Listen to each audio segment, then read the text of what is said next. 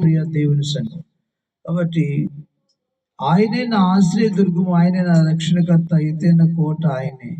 నేను అంతగా కదిలింపబడను, ఎప్పుడు కూడా కదిలింపబడము అని, అంతగా కదిలింపబడను.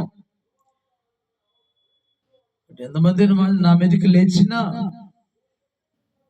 నేను ఆయన నమ్ముకొని ఉన్నాను కాబట్టి, ఆయన నాకు ఆశ్రయము కాబట్టి, ఆశ్రయదుర్గము, నా రక్షణకర్త, ఎత్తైన కోట ఆయన కాబట్టి ఎన్ని సమస్యలు వచ్చినా నేను కదిలింపబడను అనమాట.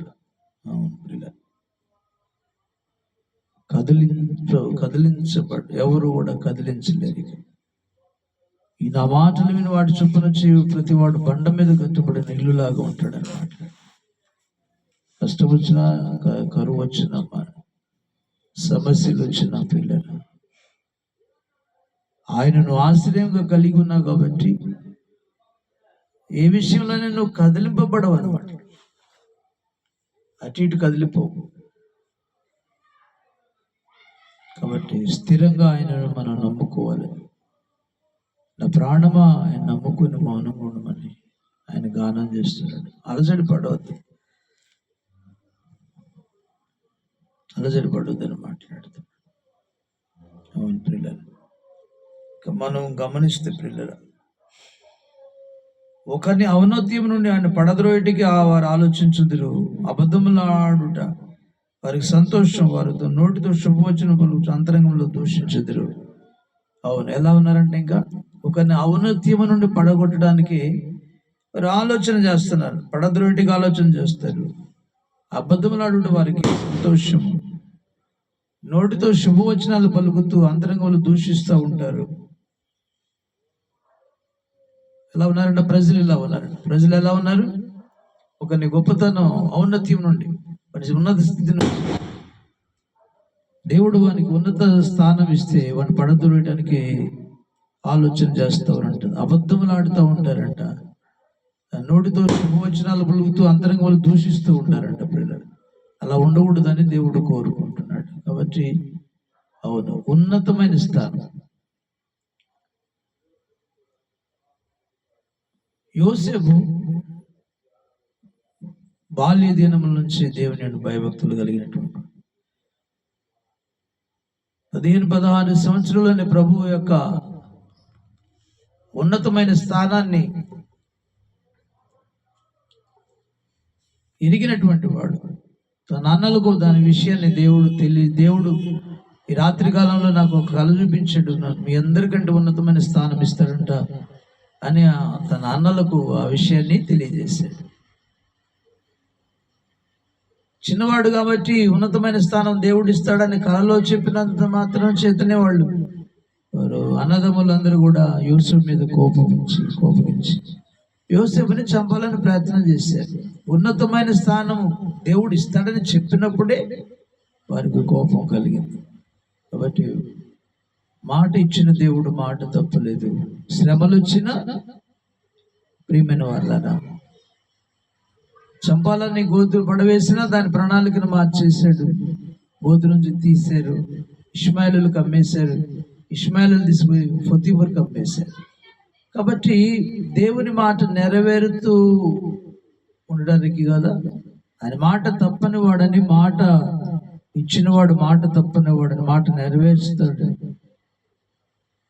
మనం నమ్మాలి. ఆయన మాట్లాడే దేవుడు, మాట తప్పని దేవుడు, వాగ్దానం చేసినవాడు నమ్మదగినవాడు. వాగ్దానాలన్నీ కూడా ఉన్నవన్నట్లుగా క్రీస్తునందు ఉన్నాయని లేఖనాలు సెలవిస్తుంది. ప్రియమైన వాళ్ళారా,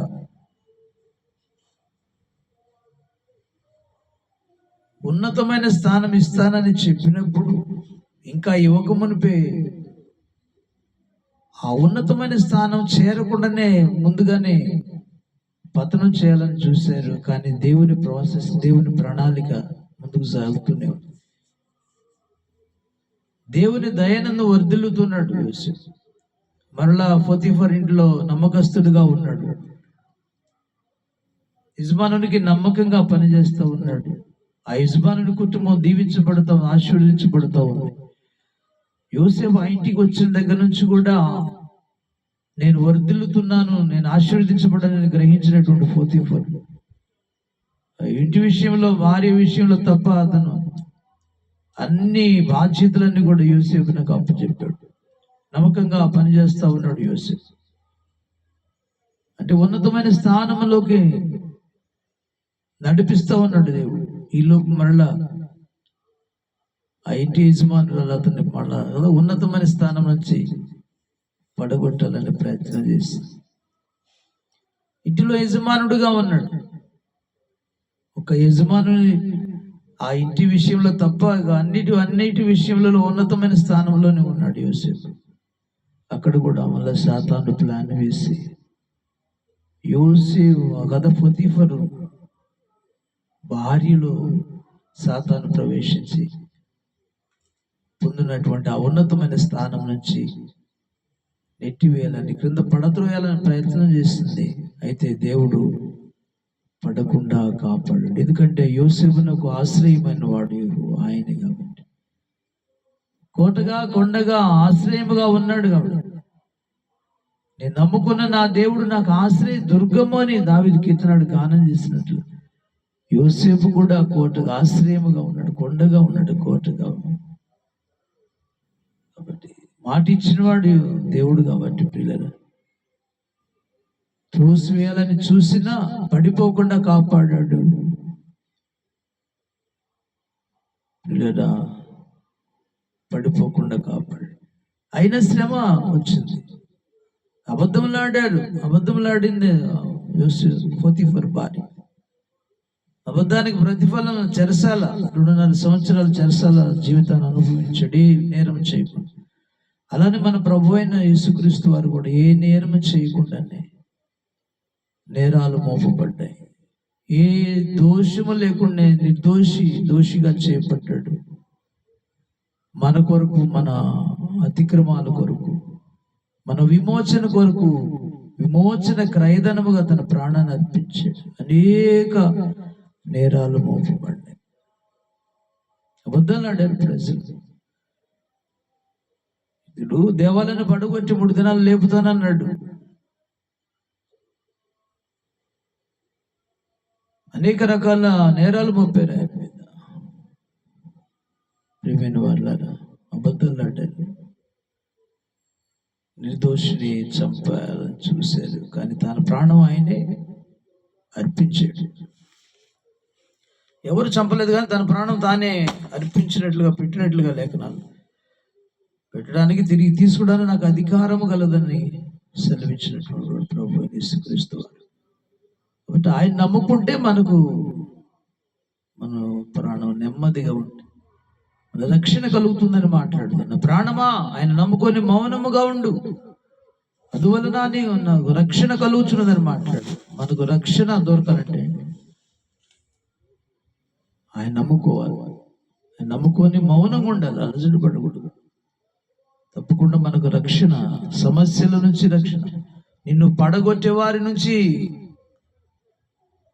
ఒకటి పడద్రోయడానికి, ఉన్నతమైన స్థానం నుంచి పడద్రోయడానికి చూస్తున్న వారిని విషయంలో దేవుడు పడకుండా నిన్ను కాపాడుతాడు. నువ్వు నమ్ముకుంటే, ఆయన నమ్ముకుంటే, ప్రభు యేసుక్రీస్తుని నమ్ముకుంటే, ఆయన ఆశ్రయముగా దుర్గముగా నువ్వు చేసుకుంటే కదా పడిపోకుండా ఆయన కాపాడుతాడు. దేవుని లేఖనములు మనం చూస్తున్నాం. అందుకే దావీదు కీర్తనగాడు ఆయన కలిగి ఉన్నాడు, ఆయన నమ్ముకుని ఉన్నాడు, ఆయన ఆశ్రయదుర్గముగా చేసుకున్నాడు, కోటగా చేసుకున్నాడు, శైలంగా చేసుకున్నాడు. కాబట్టి అన్ని శత్రువుల నుంచి ఆయనకి విజయాన్ని దేవుడు, రక్షణ అనుగ్రహించాడు. నీకు నా కూడగా మరి అలాగ మనం కూడా నమ్ముకుంటే మనకు రక్షణ లభిస్తుంది. పాపము నుంచి రక్షణ, నరకం నుంచి రక్షణ, మరణం నుంచి రక్షణ, రెండవ మరణం నుంచి రక్షణ కదా, శత్రువు నుంచి, సాతాను నుంచి, ఆపదల నుంచి, వ్యాధుల నుంచి రక్షించుటకు సమర్థుడు ప్రభు యేసుక్రీస్తుని నమ్ముకుందాం.